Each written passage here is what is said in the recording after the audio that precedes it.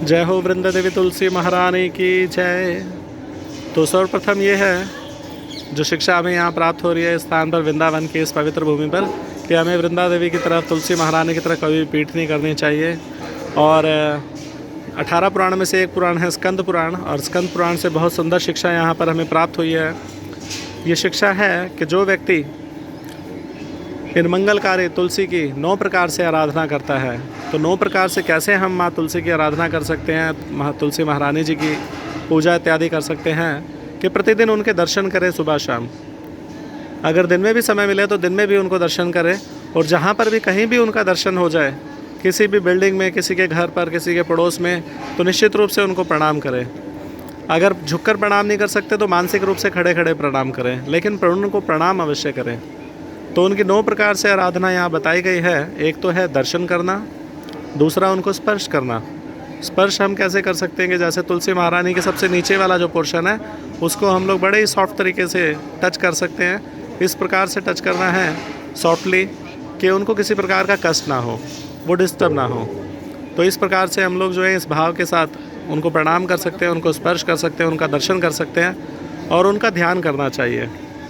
तो और साथ ही उनका गुणगान करना चाहिए कि तुलसी महारानी कितनी कृपालु हैं। और प्रतिदिन प्रणाम के लिए हमने बताया कि उनको प्रणाम अवश्य करना चाहिए, और उनकी स्तुति करना चाहिए, उनको रोपना चाहिए, उनकी सेवा करनी चाहिए, उनकी पूजा करनी चाहिए।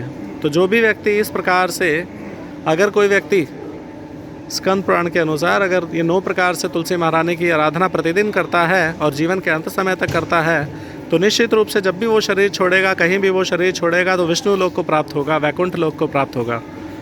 और भगवान श्री कृष्ण तो भगवद गीता में ये भी कहते हैं कि यद गत्वा न निवर्तन्ते तद धाम परमम मम, कि जहाँ पर जाने के बाद कोई व्यक्ति, कोई भी जीवात्मा, पापी से पापी व्यक्ति भी अगर एक बार भगवान कृष्ण के गोलोक धाम में प्राप्त करता है, वृंदावन को प्राप्त करता है, तो वो इस भौतिक संसार में दोबारा नहीं आता। बोलिए भगवान राधा श्याम सुंदर की जय, श्रील प्रभुपाद की जय।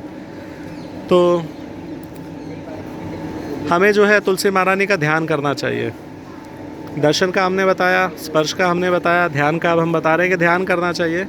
कि जब हम तुलसी महारानी का ध्यान किस प्रकार कर सकते हैं कि जब घर से बाहर निकले तो गर्मियों का टाइम होता है, तो उस समय हमें देखना चाहिए कि तुलसी महारानी जो हैं वो कहीं ज़्यादा गर्मी से सूख तो नहीं जाएंगी, कहीं उनको मिट्टी पूरी नीचे की ड्राई तो नहीं हो जाएगी, कहीं वो प्यास के मारे परेशान तो नहीं हो जाएंगे।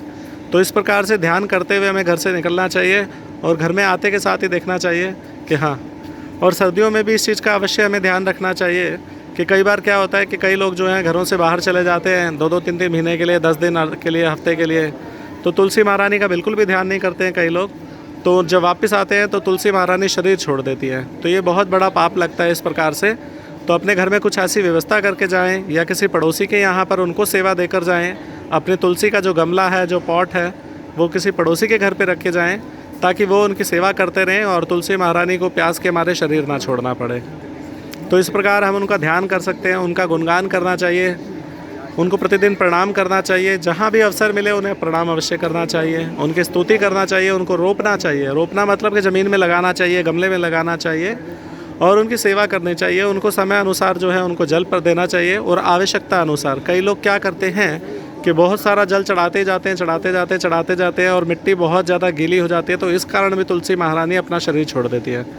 तो इस चीज़ का अवश्य ध्यान रखें कि आवश्यकता से अधिक तुलसी के गमले में जल ना जाए।